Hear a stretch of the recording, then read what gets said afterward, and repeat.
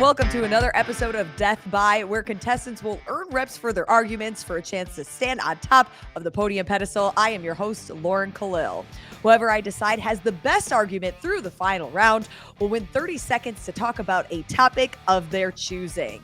Today, we have a full cast of contestants, but before we get to their introductions, we want to thank our sponsor of the show, Strongest. If you're like me and trying to maximize your workouts, but not necessarily great with numbers and figuring out what paces to hold, the Strongest app does the math for you so you can be focused on getting fitter. It is the only app with personalized pacing guidance that reverse engineers a timeline to guarantee that you can achieve a specific goal. You can search any hero or benchmark workout, put your goal finish time into the app, and then it will plan out the paces you should hold, and it even factors in some rest time. You can try the app for free. Just download it in your app store. Strongest, there's a link in our description, and you can also scan the QR code at the top of our screen. On today's episode, we have two-time Affiliate Cup champion and Seminar staff head trainer, James Hobart, CrossFit Games reporter, Niki Brazier with Kettlebells and Cocktails, CrossFit Games athlete, Tim Paulson, and CrossFit semifinal athlete, Ellia Miller. Her and Tim definitely have the best hair on the show. Extra points for them because of that. Let's play Death By. Pull it down. Let it fly, Tim. Topic number one. One of CrossFit's goals each year is to increase open participation. Some affiliates, they host a Friday Night Lights and encourage members to sign up, but not all affiliates make it a priority for their gym. So how can CrossFit incentivize open participation for affiliates to help reach their goal of participation? James Hobart, we will start this round with you. I feel like I always have to go first lately. Yeah, you're always so prepared. Wheelhouse, I don't know if this is my wheelhouse. I think it is. Lead us off. My wheel box. We talked about this one a lot last time. I think there's a lot here, and I do think, at least from my perspective, for sure, CrossFit's taken some steps in the right direction. And I think some of them is just providing affiliates more tools on just simply how do you run the open. Whether that's class plans, giving them heads up on equipment pieces. What are we going to use in the open? I would like to see this go as far. I think as long as it doesn't lose like the excitement, I think it'd even be cool to announce like, hey, here's how long each week's workout is going to be. Maybe even give some more context there, really just to make it kind of as foolproof as possible for any affiliate to get involved and run this. Maybe even announce the first workout, make it a layup. So all affiliates look at it and say, hey, you know what? I could 100% do that in my gym. I was actually thinking about some other fun ideas too. I know they've been having guest programmers on main site. Might be cool to like raffle off or award off for affiliate who has, X number of members or something like that, the opportunity to program main site, maybe even do something like raffle off a free year of affiliation fee. I think there's a lot they could do, but for me, this really just starts with CrossFit. Our bread and butter is just making it as accessible as possible and giving affiliates more and more and more tools every single year to make it easy for them to run the affiliate, the open. 4 points for James. Oh, yeah. Tim. I know. I think that might be the most points you've earned on a single round. I think I've won twice. Come on. On a single round. Oh, okay. Tim, you're an affiliate owner. What is your thoughts on this one?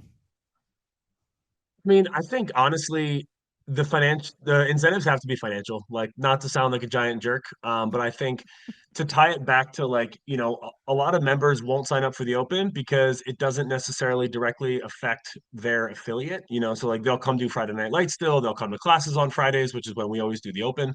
So like they'll participate in what the gym is doing, and even if we encourage them, like, hey, it'd be cool to sign up. Again, annual fitness checkup, all these good things. That's still not going to get them over the line. So I think, if a percentage of their open registration fee was, maybe like knocked off their yearly affiliate fee or something like that, that would not only incentivize gym owners to push the open on people, more, it would also have the members be like, oh, cool. Like, not only am I supporting CrossFit, the brand, I'm also directly supporting my affiliate rather than just supporting kind of like the higher up CrossFit. Because I think from the affiliate member standpoint, they don't really see what CrossFit does for the affiliates. Like, they don't see that kind of direct relationship. So I think, again, if there was an incentive for affiliates where you got a percentage or something like that, that would definitely kind of loop everything together into one nice little circle. Tim, do you encourage your coaches and do you yourself try to promote members to sign up for the Open? Oh yeah, I mean it's like it's you know I mean it's with I would say within reason. It's not jammed down people's throats because that sounds bad. But like we talk it up for a couple weeks leading into the Open. We basically for us we really highlight Friday Night Lights because we've been doing it for this will be our 12th year of Friday Night Lights coming up in the spring.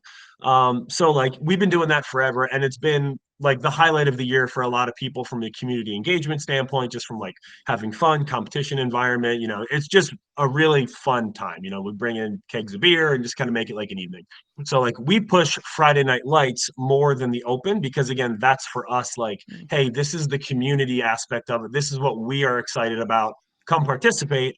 But again, you don't have to sign up for the Open to do that. And we would never restrict that for people because I'm not going to mandate that you give CrossFit money in order to come have fun with us. I want to drive an hour up north to go hang out at Tim's Friday Night Lights. I might show up this year.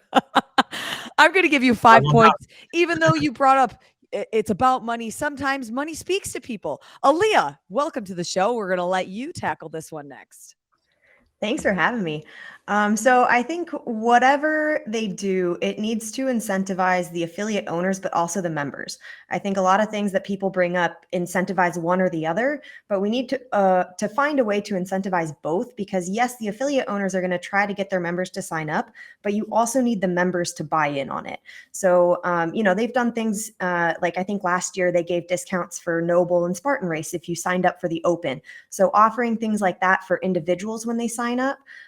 Also, I've heard people throwing around the idea of doing a raffle for every member at your affiliate that signs up, the affiliate gets another entry into the raffle and they can give things away like Rogue gift cards to buy new equipment for your gym, tickets to the games, L1 scholarships, things like that.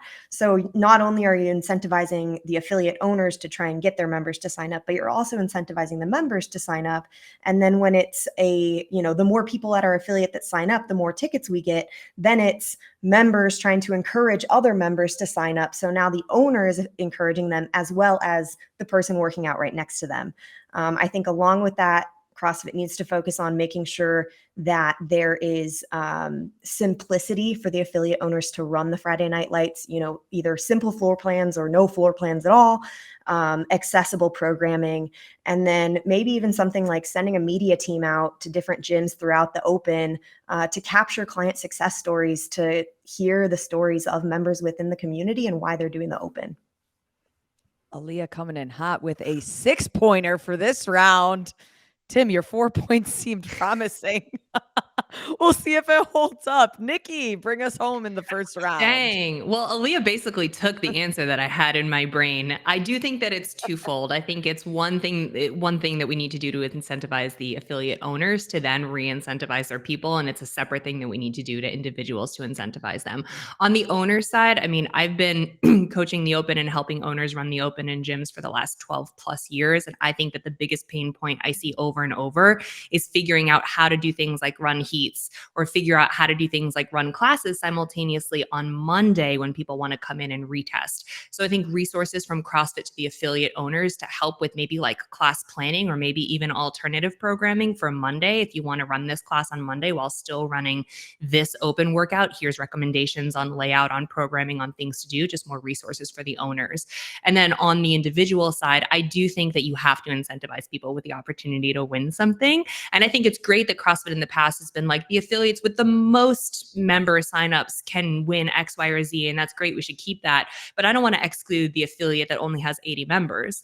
You know what I mean? So I think giveaways directly from CrossFit to the affiliates that have participation so they can win new equipment or things that oftentimes are expensive for them, but things for people just in general. If you sign up for the Open this year, you could win X, Y, or Z, this kind of gift card, this kind of piece of equipment, this kind of stuff from Noble or whoever it may be. Maybe even we'll pick a handful of people to reimburse their affiliate registration fee. that would be great. And people say, is $20 a lot? Like for some people it is, or for some people just the principle of it is. So potentially being able to win back their cold hard cash, that could be a way to get more people to sign up too. I like it. Some great ideas. Niki has 4 points. Her and James tied, and then Tim with 5 points moving into round 2. Ellia 6 leading the way. So now we'll get into some of the topics that are very timely that we've been talking about after we saw CrossFit releasing more details about the 2024 season. One of the major updates, something you'll see all over social media right now, is quarterfinals qualifications increasing from 10 to 25%. Sean Woodland in the background is so excited that he will most likely qualify for quarterfinals this year. But do y'all love it or hate it? Niki, I'll let you start this round. Yeah, it does not really bother me. I kind of am the more participation, the better. The more people we can get involved with the open and everything about it, the better. I like that a lot of people who are average everyday CrossFitters, myself included, like sometimes quarterfinals is just the ultimate goal and you feel so epic and badass if you can get there. So I don't mind giving that feeling to more people or opening that goal up to more people. I know I've heard some people say like it could water down the field, or maybe it feels like a money grab from CrossFit because we're just asking more people now to pay this like additional registration fee for this additional competition that they're not going to go anywhere with. But I kind of say like open it up, and if people feel that way, then they won't register. If they make it and they're like, screw it, I don't want to give any more money to this, I'm not going to get to semis, then they just won't participate, and that's okay. But I like giving people the option. I do. 3 points for Niki. Ellia, what is your take on this? We chatted a little bit on social media. I'm curious to see you take this one away. Yeah, so I think first off, we have to recognize quarterfinals and CrossFit in general for what it is. It's a for-profit business, and quarterfinals is a way to generate revenue. We see businesses all the time find new ways to increase their revenue. This is a way of CrossFit finding a way to increase their revenue. We like to ignore the money side of CrossFit because we like to think about community and, everybody is you're friends with your gym owner and all that kind of stuff. But at the end of the day, it's a for-profit business. So they need to find a way to fund the things that they're trying to do, the improvements that they're trying to make with the season. Do we want to see all the heats at semifinals live streamed? Yes, that requires more money. Do we want to see full live streams for masters, adaptive, teens at the games? Yes, that requires more money. So I think increasing from 10 to 25% is a really simple way to increase potential for revenue without adding a huge burden to CrossFit beyond maybe having to figure out how to program in a way that's not going to skew the leaderboard with a bigger percentage qualifying, and in a way that's going to allow them to have a successful and adequate video review process to make sure that the right people are getting through to semifinals. The one issue I do see with it is that it is a bigger burden on affiliates. So now if you have an extra 15% of people who are eligible to qualify for quarterfinals, it was already hard enough to run 3 weeks of the open. Now you're potentially having to offer another entire weekend for quarterfinals for who knows how many more athletes might want to sign up for this. So as long as they can find a way to mitigate that burden on the affiliates, I think it'll be a good thing. Little bit of good, little bit of bad. Ellia gets 5 points. Tim, I'm curious what your thoughts are on this one. I don't think I know where you stand. Terrible idea. So I just, broad And there it strokes, is. I see that I understand some of the potential upsides, mainly from the point of view of CrossFit, like of, CrossFit headquarters, again, financial, all that stuff. But I guess like the, 12-year CrossFit side of me just doesn't like to see the open become even less important. Again, it's a great community event, things like that. But I guess I liked when it mattered in the season more. And I think, broadening the scope of quarterfinals makes it matter even less. So I think that's the biggest thing, just from like a philosophical 10,000 foot view, that I don't love about it. And I think the other thing is just like, again, it comes back to quality of the competition and video review. Like if you're now able to do less movements because you're including more people and they are trying to be nicer on affiliates, so they don't want to program a bunch of X, Y, or Z because gyms don't have that many pieces of this piece of equipment, you're further limiting your ability to program effectively. And most importantly, you're further limiting your ability to validate the leaderboard. Last year, there was some shenanigans with the leaderboard in quarterfinals, and I don't see that going away. And I think, again, adding more people to that pool just further exacerbates this problem, which is a manpower problem where it's really hard to do that much video review. And I understand and feel for CrossFit in that sense. So why are you making your life now harder? Like you're making it more difficult on yourself by adding thousands and thousands more athletes to this qualifying process. And again, at that level, the depth of the video review matters a lot. Like how far down the leaderboard you go checking videos is really important, and they're just not going to be able to do that. So I don't love the move from, I guess, like the competition competitive side of me. Again, I understand the other side of it as well. Niki, it looks like you wanted to jump in there. I just have a question for Tim. I fully agree and understand the video review part of it, but on the importance part of it, it feels the same level of importance to me if the same number or type of people or upper echelon of people move on to semis. Even if it's like simpler programming in step one and then more complex programming in quarterfinals before you get to semis, as long as it's a well-rounded test, it feels like who cares how big the bottom half of the pool is? The top half is still the ones moving on. So importance-wise, I don't understand that argument. I guess like I'm just talking as far as like direction of changes. This seems to be moving further away from the open mattering rather than closer to the open mattering. And I would rather it move to where the open actually does have some kind of incentive behind it, or frankly, some reason to do the workout not dramatically hungover and like at 70% effort, because you just frankly don't need, like again, your semifinal, your games athletes, like, top 25%, you could do it as your 7th Metcon of the day and you'd be fine. In that respect, so, like, I would just rather. In that respect, I would argue that it makes the open more important to a larger pool of people then, because they could come in and do it hungover, and or they could qualify for the first time. Just throwing that out there. I'm just saying. But from an elite perspective, yeah, I get it too. I do. Yeah, I get. Yeah, I'm coming more from the side of like the the kind of top level competitors in CrossFit rather than like I guess everybody doing the open trying to advance to quarterfinals. And the whole other conversation is like how many of these people are realistically going to sign up. I think I heard Chase or somebody say that like barely 3% of the 10% that qualified last year actually signed up. So 1.5, or 2.5 timesing the number of qualifiers. What's that going to do to that percentage when competition theoretically means less to the people further down the leaderboard in the grand scheme of things?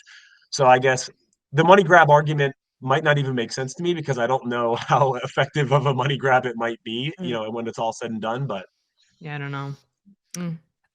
Tim, I'm going to give you 5 points, but I'm curious that you want to see the open matter more because at least from my experience, when I speak to high level CrossFit athletes, I've heard a lot that they want the open to matter less and they want to continue to just train through the open. But you're in a camp of if you have to do it, you want it to matter.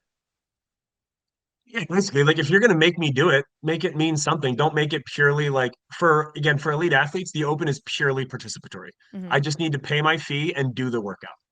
Like I don't even have to do the workout all that hard, honestly, other than for my own pride and because I would never sandbag a workout.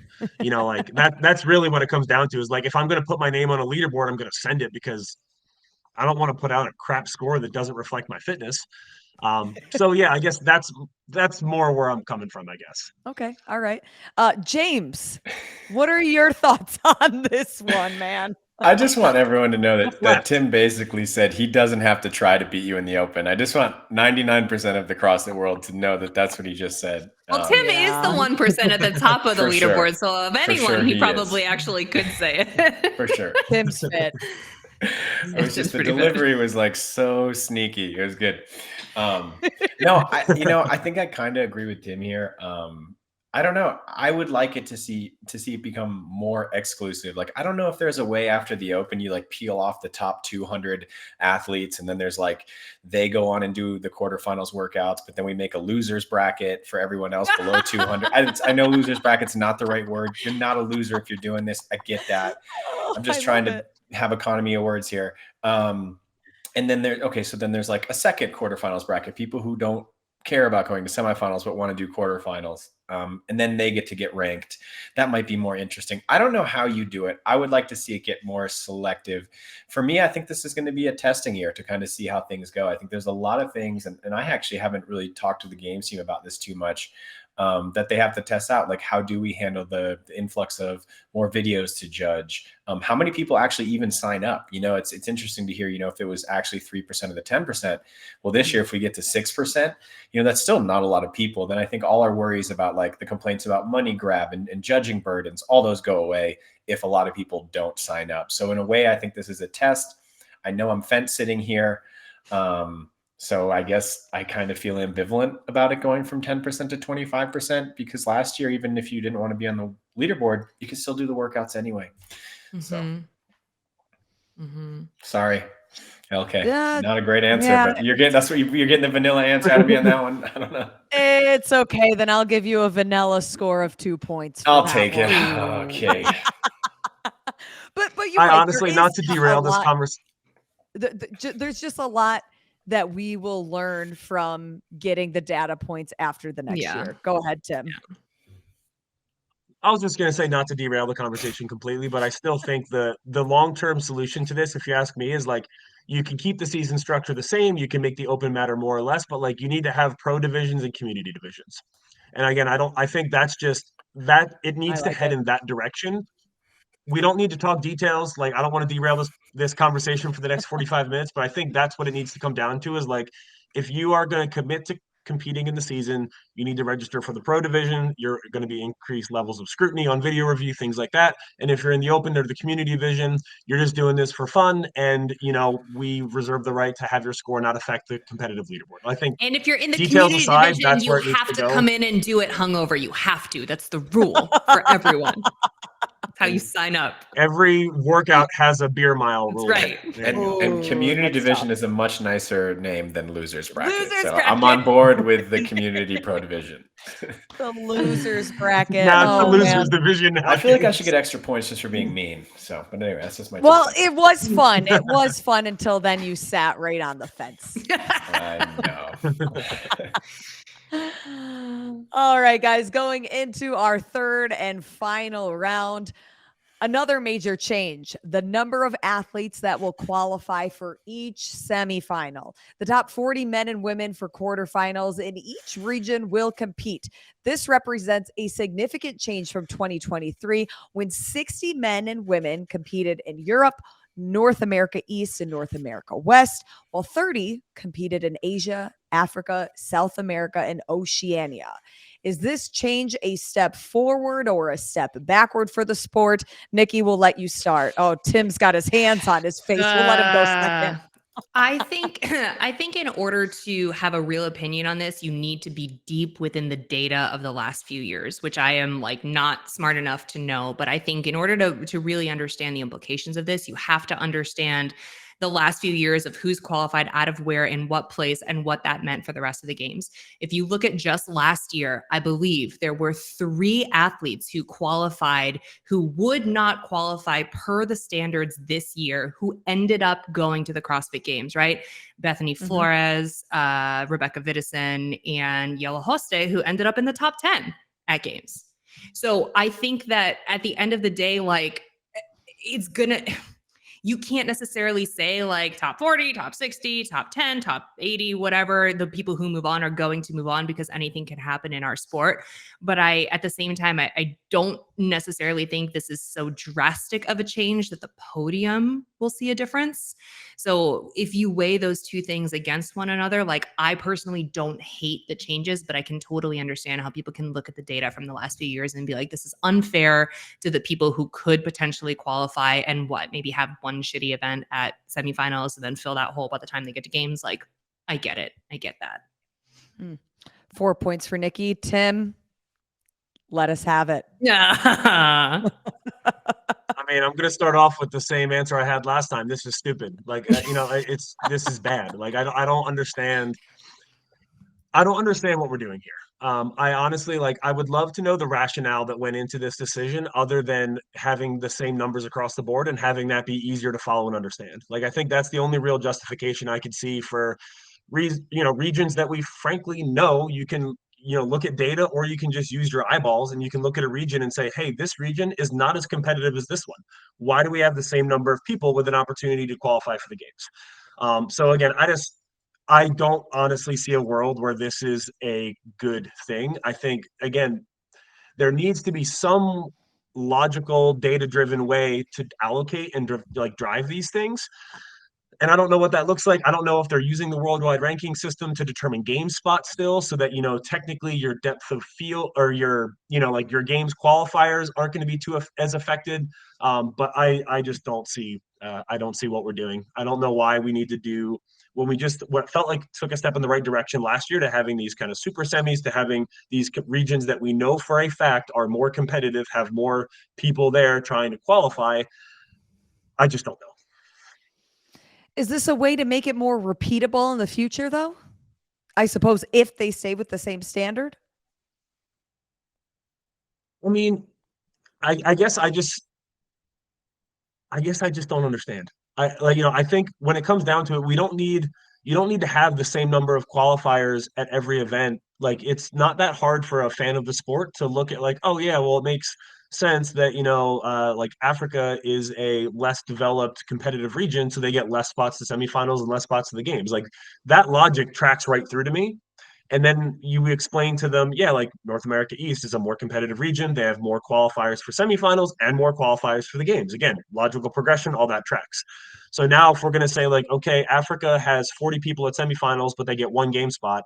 North America has 40 people at semifinals, but they get 13 game spots. It's like, I guess that doesn't make sense to me either. Like, if we're still going to use world ranking to delegate game spots based on strength of field at these events, which I don't know if they are, so I don't know what, they haven't said anything about that. Then, it's like you could end up with like basically 25% of the North America East semifinal qualifying for the games, which is like kind of weird, I guess. I don't know. It seems weird. But isn't that what What we you're- want? Like, if they're all better, even if it's like a large chunk of them comes from a single semifinal, don't we want that?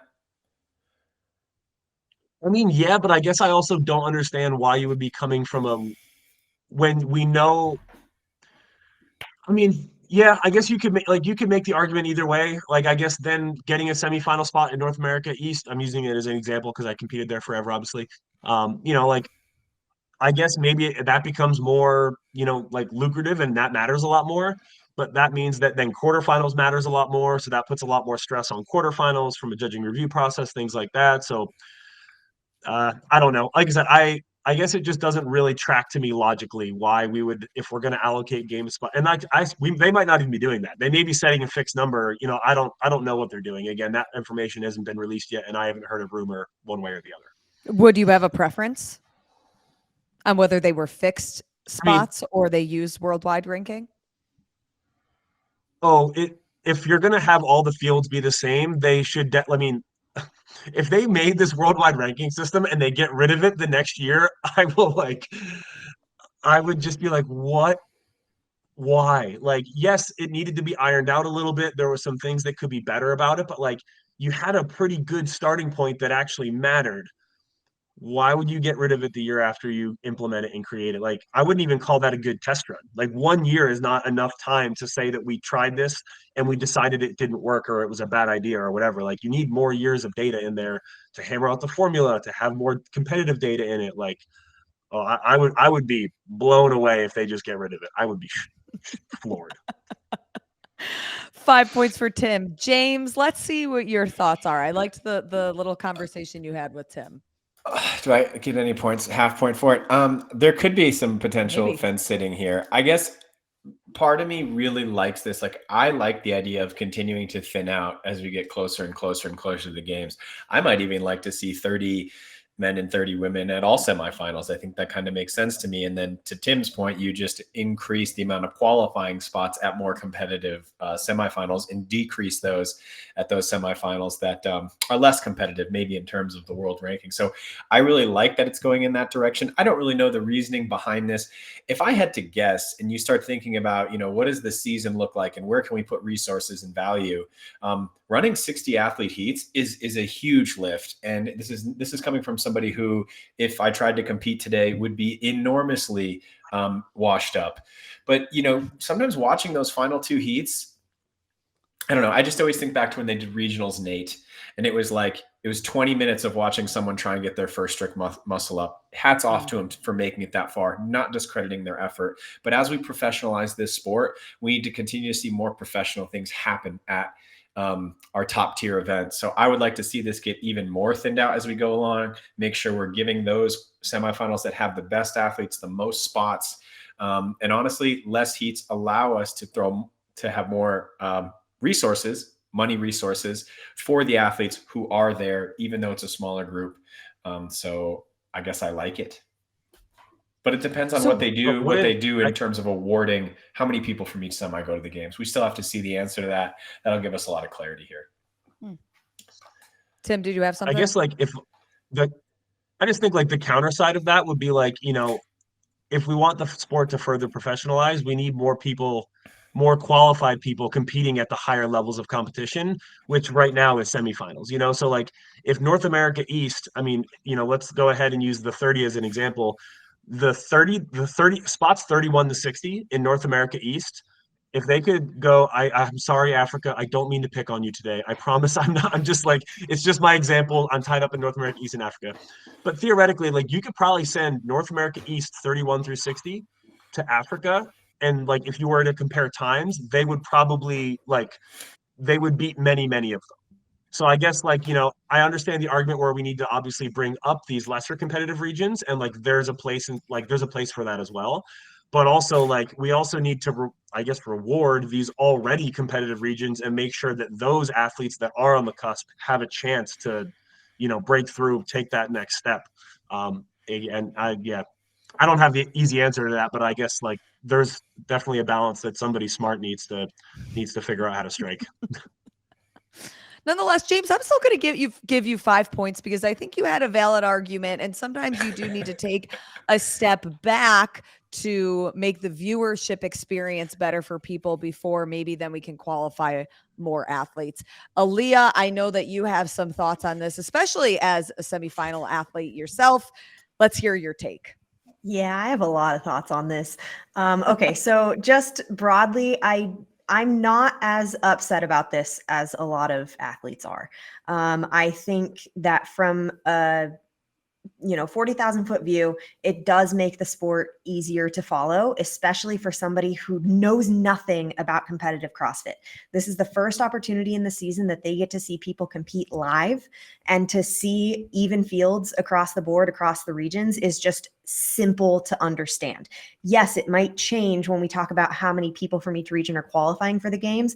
And as long as the number of qualifying spots to the games from each region matches the talent pool in each region, I'm okay with having 40 across the board. I think if we just talk about North America and Europe, decreasing from 60 to 40 opens up a lot of opportunities. James talked about some of them. Looking at heat 1 and 2 versus heat 5 and 6 across all 3 regions, across basically every workout, every division, there's a pretty big difference. So if we want to talk about professionalizing the sport and, like James said, making sure that we have professional things happening at that level, I think cutting the field down to 40 is going to help with that. I think it's going to also be a better experience for the athletes who do make it to semifinals, because now there's a smaller field. It's just a fact that it's easier to run a competition of 80 athletes than it is to run a competition of 120 athletes. It also allows for more flexibility with programming, because now you only have 4 heats to worry about instead of 6, or 2 heats instead of 3 if you're doing a bigger field, longer workout. So it allows for better timeline planning, possibly a more complete test if you don't have to worry about time as much in your programming constraints. And then on top of that, it gives everybody the same scoring table. So the same performance at one semifinal would be scored the same as a performance at another semifinal. So you don't have one semifinal where you needed to be consistent to make it into a qualifying spot versus another semifinal where you needed to have home runs and maybe a couple bad ones to make it into a qualifying spot. So having consistent scoring tables across the board, I think, is going to be really good. And then if we look at the other regions outside of North America and Europe, if having 40 athletes at every single semifinal fixes the issues with the strength of field calculation, AKA with the current calculation as it was last season, it is mathematically impossible for Africa to ever get a second spot to the games. If it fixes that and gives the opportunity for that to happen when the field in Africa progresses to the point of deserving another spot at the games, I am all for this. I think we need to have a structure that is consistent, and we're not morphing the structure to the current field of athletes. We're letting the current field of athletes go through a consistent and enduring structure that can last for years to make this sport actually professional and easy to understand. And then the last thing, I think Bill said this on Get With The Programming, at the end of the day, as an athlete, doesn't matter where the cut line is, I just got to get myself inside that cut line. I can't tell if Tim wants to say something. That was a great answer. That last part about the consistency of the season, I think, is like, because everyone's been complaining about, we don't have any consistency. Well, then we make things consistent and everybody throws their arms up again. Like, what will make you people happy? Sorry, Tim. And if we're constantly trying to change it based on what the current field is, we're never going to have consistency. I mean, I think that's where, again, it's so like, I guess for me, I'll look at it like change. Like if you change the details every year, but you keep the broad brush strokes the same, that's still change. So it's like, I would rather see like, hey, these are the formulas we are using. This is like, they will dictate the structure every year so that at least it's like, okay, the mechanism is fixed. Whereas right now it just feels like we're changing with the wind. Like we went to 60 because again, the fields were stronger. Now we're going to 40, but like, why are we going to 40? It's like, are we going to go to 50 next year? Are we going to go to 30 next year? And it's like, what's driving these decisions? And if it's not like hard and fast data, then, like, again, that seems like change for the sake of change rather than like change to improve the competitive field experience, things like that. So I don't know. I mean, I'm down for 20 athletes at semifinals and we just beat the tar out of them for 3 days, just like 15, like a mini games. But anyway, I'm crazed, so don't listen to me. Yeah. We like when James Hobart gets crazed, so it adds a little flair to the show. But with that being said, Ellia, you get 6 points, which means for the first time you're on the show and for the first time ever, Ellia Miller stands on top of the podium pedestal. Congratulations. Thanks. This is so exciting. You have now earned 30 seconds to talk about any topic of your choosing. What do you want to get out there? Oh, man. Okay. I would love, and I'm going to talk about changing the structure yet again, but I would love to see Tim's CrossFit. gonna bang his head. I would love to see CrossFit introduce a collegiate division. I think it would be a really cool way to make a separation and a flow through the sport to actually develop pro athletes. Because right now, there's really no like official definition of what makes you a pro or how you get into this sport. And I think if we found a way to structure it similar to like college football into the NFL or something like that, you get recruited from college to become a pro CrossFitter. I think that could be a really cool opportunity and a cool way to actually get new athletes into the sport. Awesome. Ellia Miller, congratulations on winning this episode of Death by James Hobart, Tim Paulson. Niki's already gone, but thanks for playing along. Another great episode with several creative ideas to forward push the sport. If you guys want to follow along, you can watch all of our episodes on YouTube, as well as you can listen to them wherever you get your podcasts. Until next time, enjoy the rest of your time. Next week will be Thanksgiving. Maybe we'll add some fun questions about our favorite side dish. And we'll see you guys then.